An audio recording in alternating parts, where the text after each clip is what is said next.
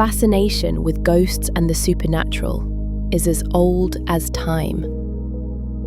With its spellbinding history and ancient lands awash with captivating old buildings and centuries of reported ghost sightings, it's no surprise that the UK remains the paranormal capital of the world.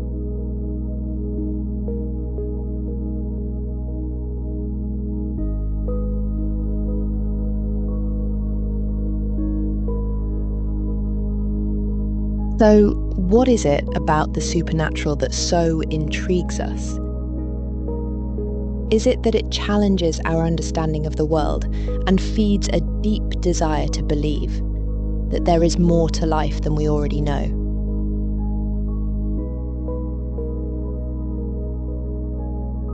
Does a belief in ghosts provide a kind of comfort that we continue to exist spiritually after our death? And that those that we have lost are not that far away, maybe still watching over us. For many, it's perhaps the adrenaline rush of experiencing something we can't predict or explain, and the excitement and fear of possibly confronting something which is not of this world.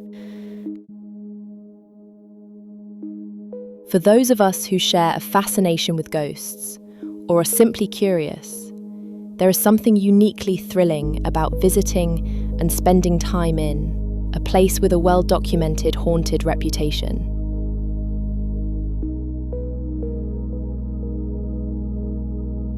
Where ghosts are said to walk among the living, and where history and the unexplained are known to coexist.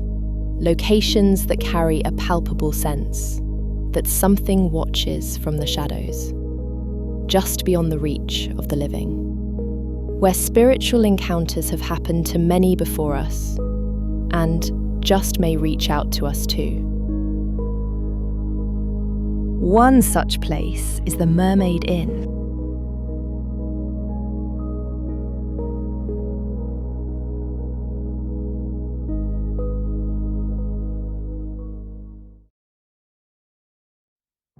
Once home to celebrated writer Henry James, the beguiling town of Rye in East Sussex is full of history, teeming with rows of centuries-old properties and characterful cobbled streets. It's no surprise that this charming town has often been the choice of filmmakers searching for perfectly atmospheric settings for period dramas, such as Miss Austen with Keeley Hawes, and the BBC adaptation of Map and Lucia from the novels of E.F. Benson. The former Rye home of Henry James, Lamb House, was used as the fictional home for the title characters. Lodged amongst this historical haven sits the beautiful and famously haunted Mermaid Inn. Dripping with at least 600 years of history, this famous old drinking den is packed to the brim with an enviable array of traditional and original features: lattice windows, wooden beams, stone fireplaces, and creaky, uneven floors. The Mermaid attracts visitors from all over the world, enchanted by its warm, inviting charm, the centuries of history soaked into its very walls, and its hefty entourage of ghostly patrons who refuse to hear the call of time. The Mermaid Inn is well known for its impressive celebrity guest list, having welcomed many famous faces over the years, such as Sir Michael Caine, Charlie Chaplin, and Dames Judi Dench and Joanna Lumley. One particularly notable visitor is actor Johnny Depp, who has stayed at the Mermaid on numerous occasions and is said to have a deep affection for both the Mermaid and the town of Rye. The current building dates from 1420, when Henry V was the King of England, but an even earlier Norman property once stood on the spot. Tragically, it was destroyed by a catastrophic fire which raged through the place in 1377. Thankfully, though, the Norman cellars were undamaged by the fire and even remain in use today.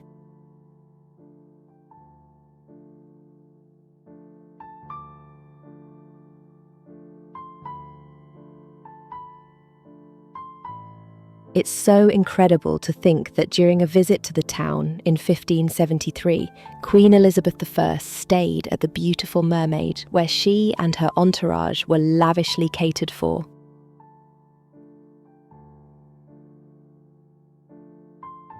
With its flourishing port, maze of underground tunnels, concealed narrow passageways, and secret dens, the town of Rye proved perfect for hiding sinister and shady activity and the ill-gotten gains of the bands of smugglers that were widespread in 1700s England.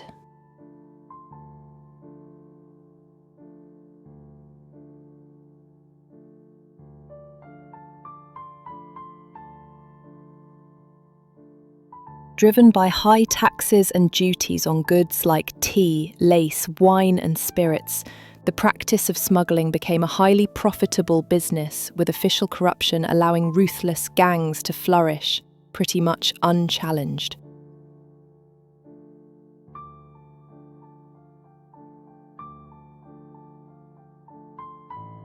The Mermaid Inn became a favoured den of the town's smuggling gangs and highwaymen, and the base of the menacing and much-feared Hawkhurst Gang.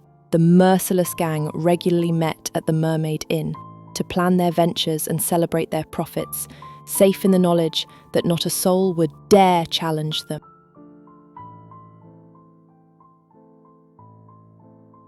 In a fascinating archived record dated 1740, a local gentleman described seeing members of the gang sitting by the windows, smoking pipes with their loaded pistols laid on the table, no magistrate daring to interfere with them.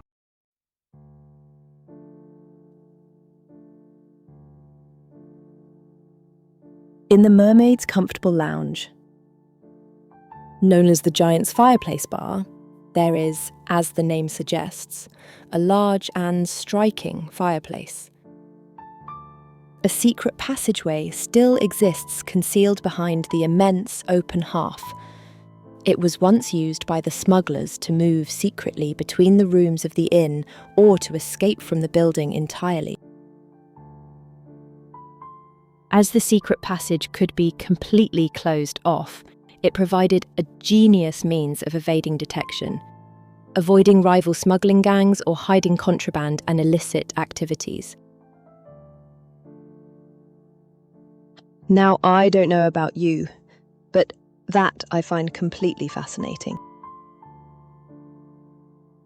In a 1916 newspaper article, local historian Henry Cousins recounted an incredible incident that he had uncovered from 2 volumes of 18th century records. In April 1737, bailiff Gabriel Tompkins arrested and charged a Rye smuggler named Moore. Moore was soon released after 4 of his accomplices posted his bail. Still with official business in town, Mr. Tompkins took a room at the Mermaid Inn. Late that night, Moore showed up at the Mermaid with 4 other men. While the bailiff slept, the 5 men, together with the inn's landlord, a man named only as Bean, crept into his room, stole the warrants and bail bond monies that related to Moore and other smugglers.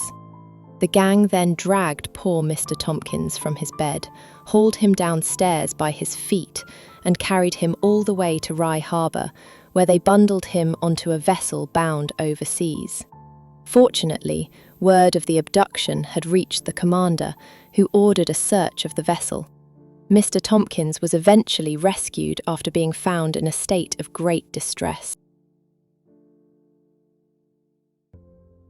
As the Hawkhurst Gang continued to rule the area with a rod of iron, it would be another decade before the authorities increased efforts to capture and prosecute their members. The public, who up to that point had been only too willing to look away, in fear for their own lives, finally found the courage to speak out and make a stand against their cruelty. outrage over the Hawkhurst's brutal murders of two customs officers, Daniel Chater and William Galley, had finally turned the community against them. In April 1747, a brave former soldier named William Start organised an army of local men to challenge the notorious gang.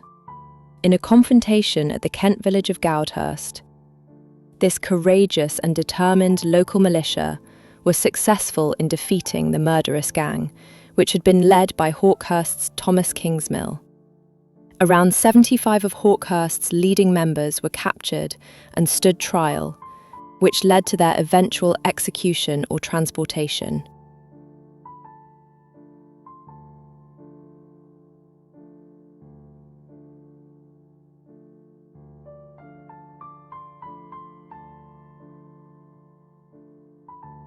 Although the Hawkhurst Gang's bloody reign of terror was finally brought to a close, it would remain painfully etched in local memories for many years to come, their infamy never to be forgotten.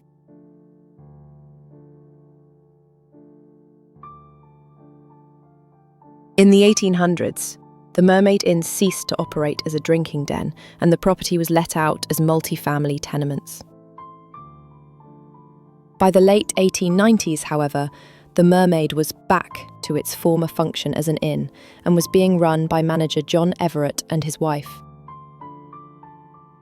Mr. Everett clearly took his role seriously, as court reports show that in 1898 he had a group of 5 teenagers, 3 boys and 2 girls, prosecuted, alleging that between 10 and 11 p.m. on the night in question, they had acted in a rowdy manner and had unlawfully obstructed access to Mermaid Passage. The teenagers denied everything and accused Mr. Everett of using bad language against them. Interestingly, the bench concluded that the 2 girls were in the wrong for being out so late, but the boys were just dismissed and told not to come before the bench in the future. Now, this was Victorian England, so perhaps we shouldn't be too surprised that only the girls were reprimanded for being out late, while the boys were merely sent on their way with a warning. Classic double standards, though, wouldn't you say?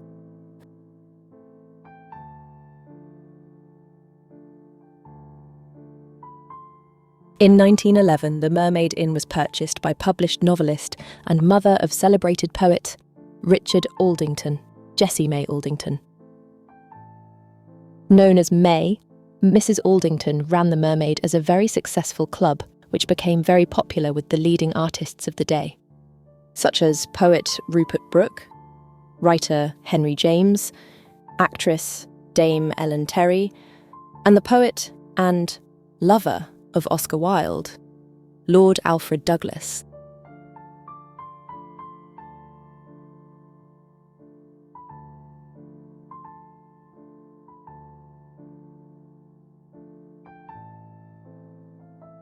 After 11 successful years, May sold the Mermaid in 1922 and bought the Woolpack Inn in Tenterden, in her beloved birthplace, Kent.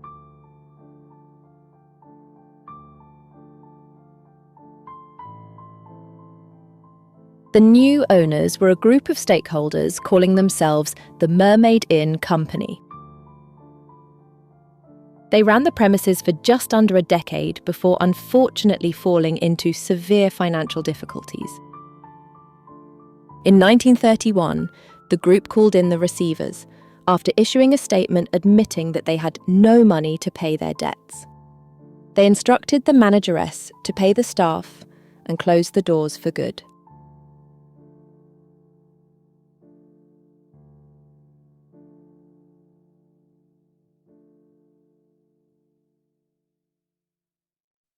The iconic Mermaid would sadly sit empty for almost a year before a buyer was finally found.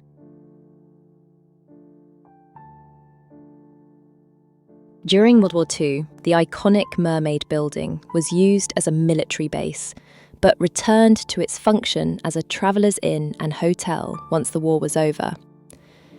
Its significance as a special building deserving of protection and preservation was recognised in 1951 when it was granted Grade 2 status by English Heritage.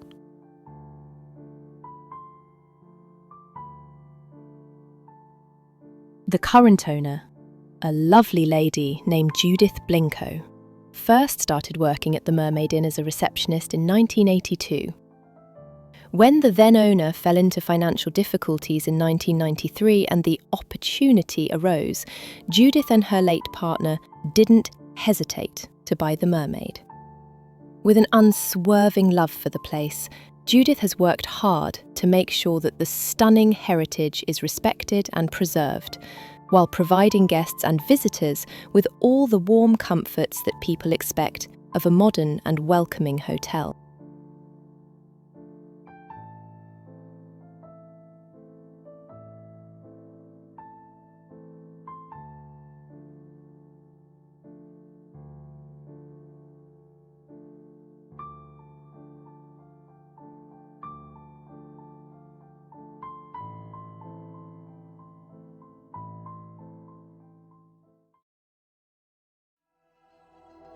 So, imagine the expanse of human experience that has been witnessed inside the walls of the Mermaid Inn.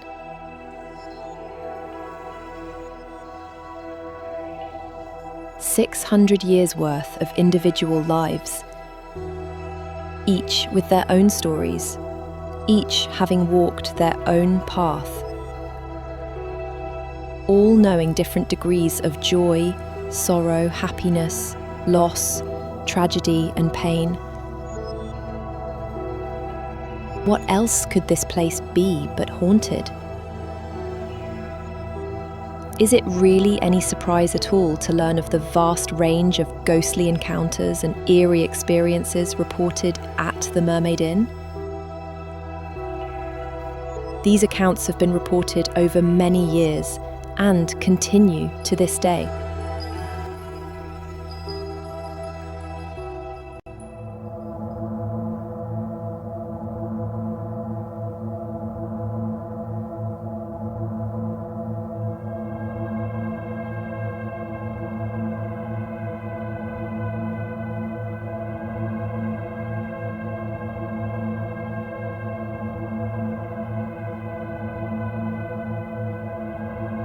Events that defy logical explanation occur all over the Mermaid Inn.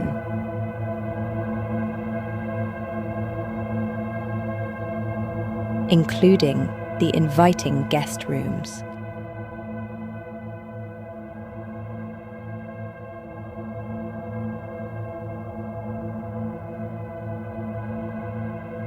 Where many have discovered that when you spend the night in a haunted hotel, locking the door won't keep out those who have no need of keys.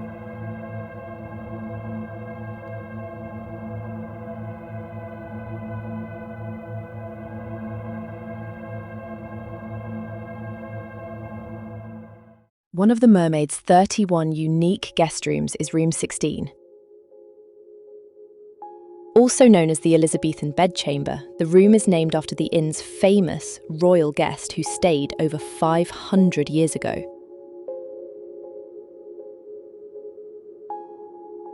The beautiful room offers guests a stunning blend of timeless character and modern comfort, warm, welcoming, and spacious. History-loving guests delight in the regal, hand-carved four-poster bed. Wooden beams, stone fireplace, and connecting secret passageway leading to an old staircase. Its well-worn steps connecting to the downstairs bar, where it was once used as a quick escape route for smugglers and highwaymen.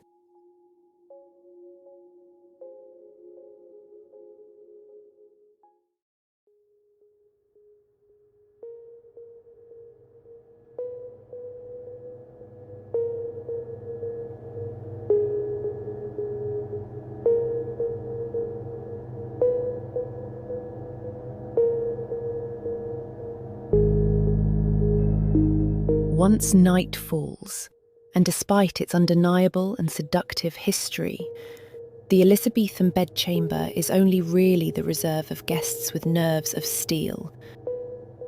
Or maybe those on a quest of paranormal investigation, as it's known to be the scene of an absolute hotbed of ghostly activity.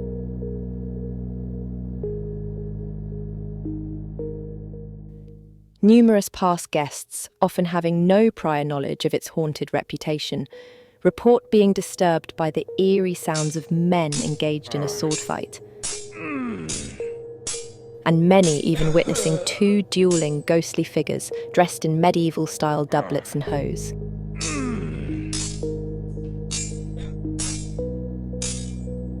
One such guest was actress and star of Pandemic and Big Boys Don't Cry, Kiki Kendrick, who stayed at the Mermaid Inn with her husband Robin in the 1990s.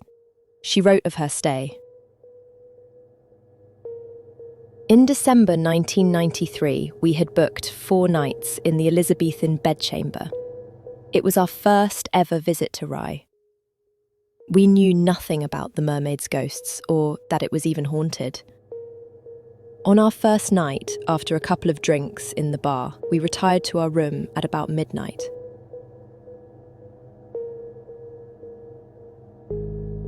Around 4 a.m, suddenly and for no reason, we both sat bolt upright in bed. There was an eerie presence. The warm and toasty room had suddenly turned strangely cold, and we could hear a fight going on in the corner of the room. By the fireplace, there were huffs and puffs and sounds of clashing knives. We could see shapes moving as if looking through opaque glass. They fought violently. It was very scary. The next evening, we told the barman, and he produced an old newspaper article about ghosts in the Elizabethan bedchamber that had been written by 2 journalists who had stayed there 6 months earlier. It read word for word as we had seen it. The second night, the same thing happened, but only I saw it. In the intervening years, we have stayed in the same room but have never seen such happenings again.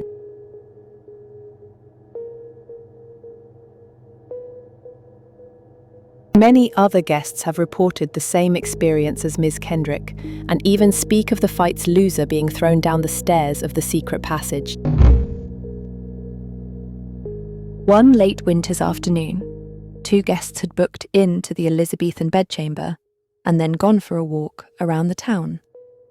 On their return through the car park, they looked up at the window of their room, only to see the silhouettes of people against the closed curtains. Upon returning to the room, they saw that no one had been inside and that everything was just as they'd left it.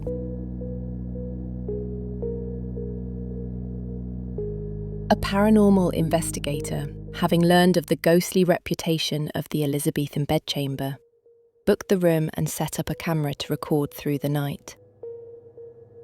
It's not entirely clear whether he himself slept in this or another room, but upon playing back the recording, the sounds of metal clashing with metal, as though in a sword fight, and moving shadowy figures had been picked up by the camera in the early hours of the night. The Mermaid's owner Judith confirms that she had heard and seen this for herself. Had the ghostly sword fighters returned to repeat their deadly clash once again?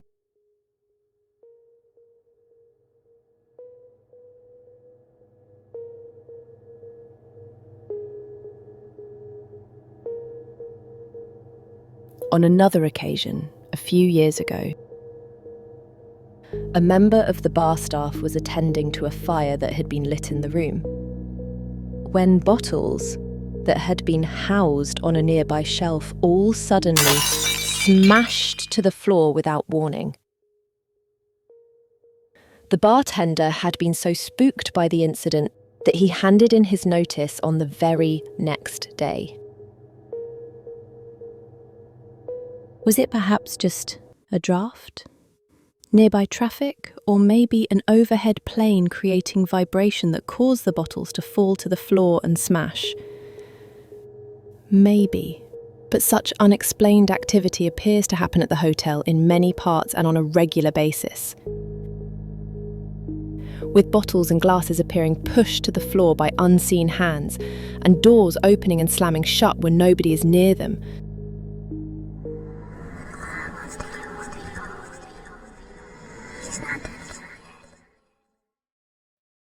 Room 17 is another historic beauty at the Mermaid. Also known as the Kingsmill, after Thomas Kingsmill, a leading member of the Hawkhurst Gang. And with commanding views over Rye towards the Leesham Valley, which is just 2 miles to the northwest of the Mermaid. Guests of the Kingsmill are treated to gorgeous authentic beams and classic antique furniture. The richwood panelling adorning the walls cover more secret hidden passages that once led to the inn's south wing.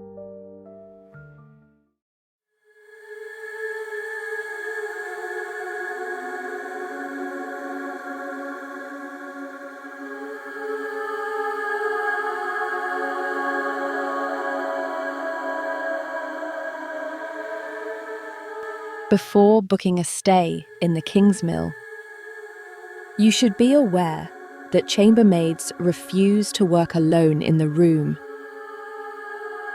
insisting that they will only attend to it in pairs. It seems that the room is prone to sudden and severe temperature drops when it turns icy cold for no apparent reason and without any warning. Staff complain of feeling uncomfortable and have the sense of being watched. And it was in this room that on a number of occasions, a rocking chair was seen to rock back and forth when nobody was near it.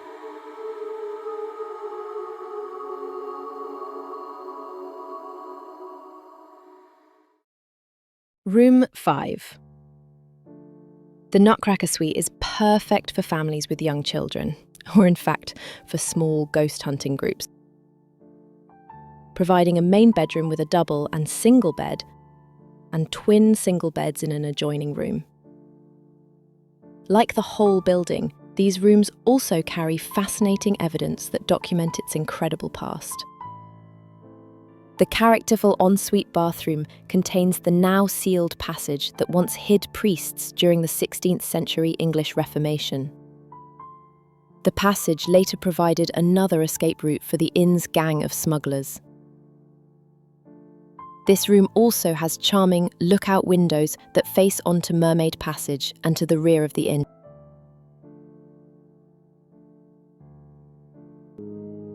But don't let the warm ambience of this restful room fool you into thinking it's free of hauntings. One guest, who had booked the Nutcracker Suite for his young family, was shocked when one morning his young daughter told him that on the previous night she had seen the figure of an old man dressed in an old-fashioned striped nightshirt and cap. She said that he had crossed the main room carrying a candle before disappearing. Oh my goodness. Would I have been as brave as that little girl? I'd really like to think so.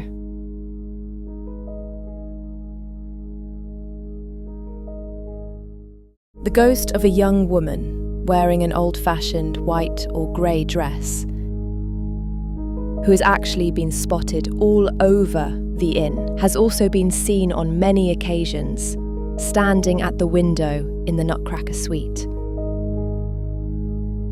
She is described as looking out longingly, as though she is desperately waiting for someone to return. One guest told staff that the ghostly woman had walked through the single room and into the main room, briefly stopping at the foot of the bed, before continuing out of the room. Many guests staying in room 1 known as the James, have also witnessed a figure fitting the same description, sitting in a chair by the fireplace. Who is she, and why does she still haunt the mermaid? Legend claims that she is the ghost of a heartbroken young woman who was abandoned by her smuggler lover. But is this just a romantic tale, one that has been repeated over the years and made to fit the history of the place? Whatever her story, she seems to be one of the most frequently seen apparitions at the Mermaid Inn.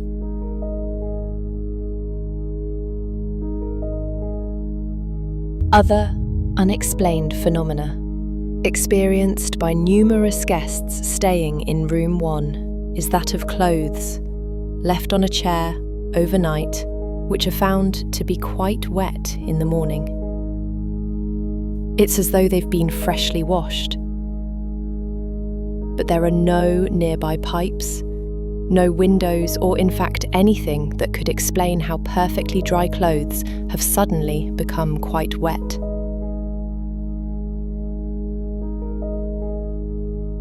Perhaps the most incredible ghost sighting in the room occurred a few years ago when a young couple had been staying there.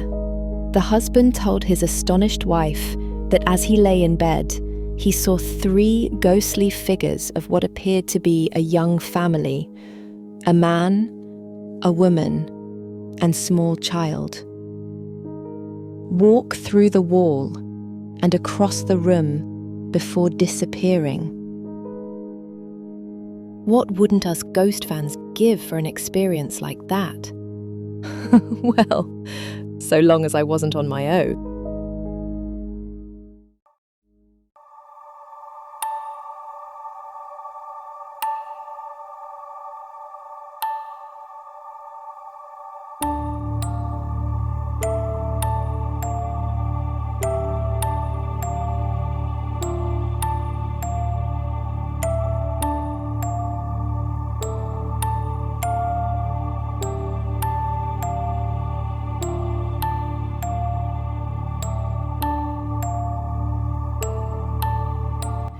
Staff also report unexplained odours and scents around the building, and the sounds of children laughing and giggling when there are no children present at the inn at all.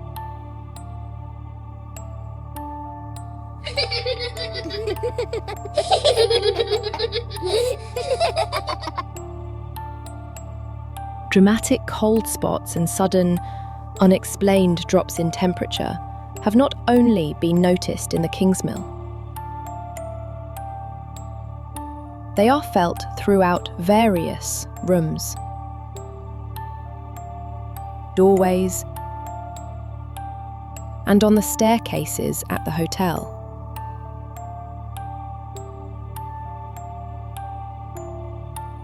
The feelings of being watched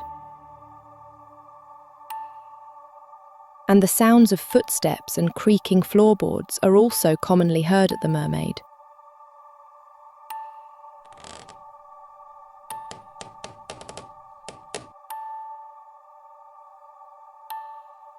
Are these just to be expected in a 600-year-old property?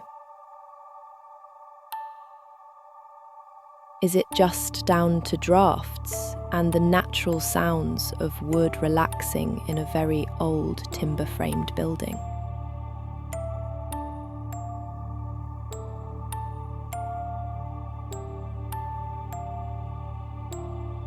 Or is it because of the restless souls of the past, still walking through the place they once knew?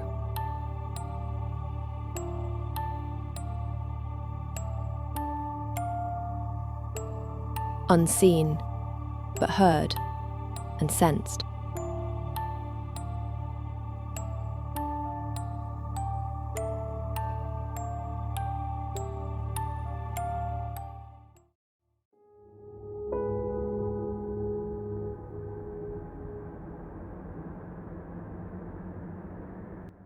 Another captivating guest room at the Mermaid is the Fleur de Lis, room 10.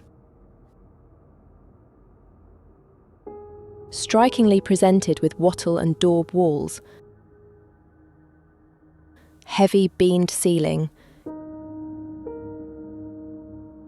cosy four-poster bed, and quaint latticed windows with impressive views over the arch on Mermaid Street.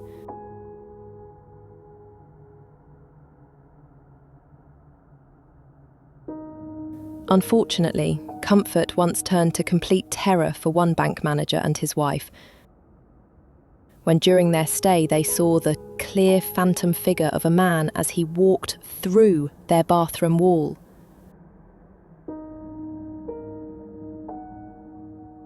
They told of how he crossed the floor of the room before exiting through another wall.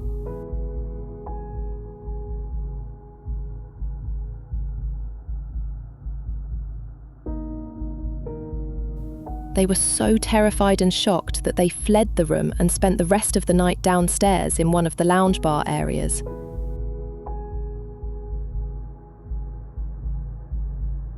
In the morning, they absolutely refused to return to the room. The staff had to retrieve all their luggage and belongings before they fled, vowing never to return.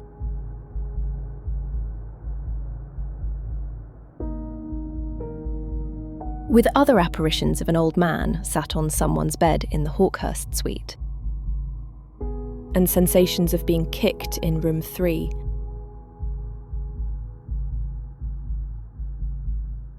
The incidents of reported ghost sightings and things that defy explanation are so rife throughout the place that a whole series could be made just on the Mermaid Inn alone.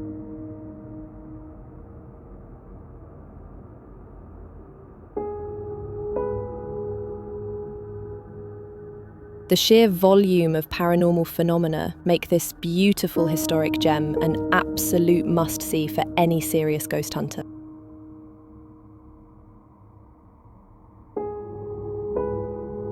For those perhaps not quite brave enough to book a stay in one of the fascinating and seriously haunted guest rooms, the bar areas and atmospheric wood-panelled linen-fold restaurant are in fact open to non-residents, who are welcomed with an excellent range of drinks and flavoursome home-cooked meals. But don't make the mistake of thinking that these are ghost-free zones, as many have heard disembodied voices and spotted dark, shadowy figures flitting around these parts of the inn too.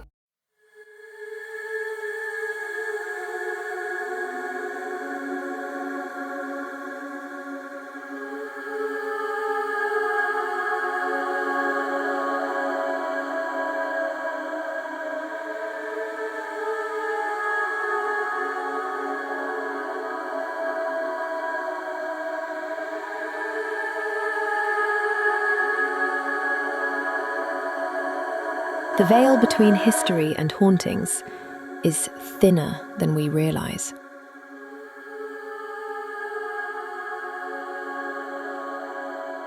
So, if you're ever lucky enough to visit the beautiful town of Rye,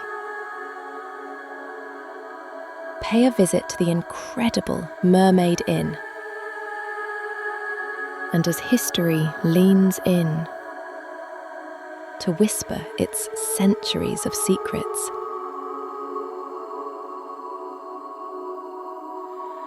see if you join the many with ghostly tales to tell.